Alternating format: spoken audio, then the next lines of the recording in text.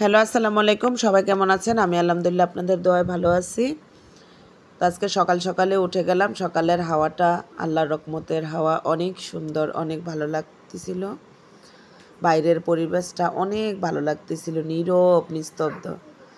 তো আমার মেয়েটা ঘুম থেকে উঠা খসর-মসর করতেছে। তো একটু মোবাইল দেইখা ওর নানুর বাসায় গেল। তো নানুর বাসায় যাওয়াতে আমি তো ছাদের উপরেই ছিলাম। আমারে টাটা বলতেছে, এই বলতেছে, ওই বলতেছে, তা আমি ক্যামেরা ধরে রাখছি।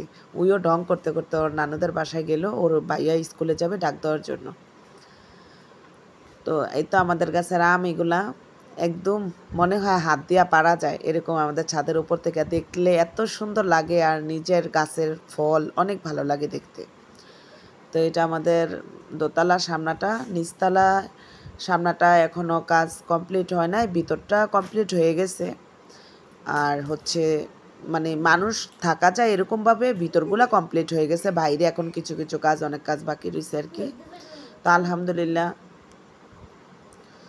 তো আমার মেয়েটা ভাইয়ারে ডাক দিয়ে আসলো পরে, তারপর আমরা নাস্তা করব। আজকে আবার আমার বড় ছেলেটার পরীক্ষা, সেই জন্য মানে খাবারগুলা এত করতে পারি নাই, ভিডিও করতে পারি নাই। সকালে তাড়াহুড়া করে খাইয়া নাস্তা চলে গেছি।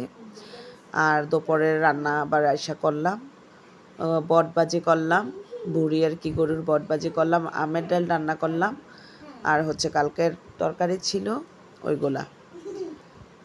তো আমার রান্না কেমন হয় বা আমি তো এত সাজায় গুজায় কথা বলতে পারি না, সবাই ক্ষমার দৃষ্টিতে দেখবেন। এই তো দুপুরে খাইতে বসলাম রান্না করে। আর আমার মেয়েটা মাদ্রাসায় যাবে, তো ওর রওনা দিয়ে দিছি। ওই না কেমনে যে পিছনতে ভিডিও করলো, বুঝা ফেলে যে ওর ভিডিও করতেছি। তো আমি আবার ওই ছেলেটারে নিয়ে যাব, আমিও রওনা দিছি, ওরে মাদ্রাসায় দিয়ে যাব। তো আসলে কালকে শরীরটা অনেক ভালো ছিল না, কেমন জানে মানে মাথা ব্যথা করছে, আর কেমন যে একটু মানে অন্যরকম লাগছে, কেমন জানে লাগছে মানে কেমনের ভাষাটা বোঝাইতে পারতেছি না।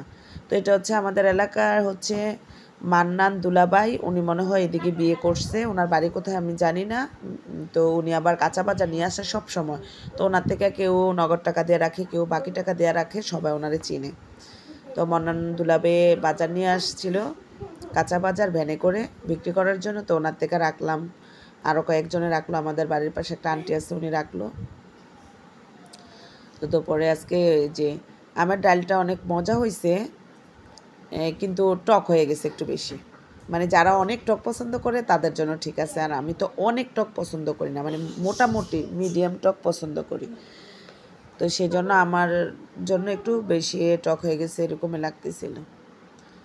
আর আমি এই যে ফলের উপর খাই কেন, অনেকে তো হয়তো বা মনে মনে বলতেও পারেন যে ফলের উপর খাচ্ছে কেন।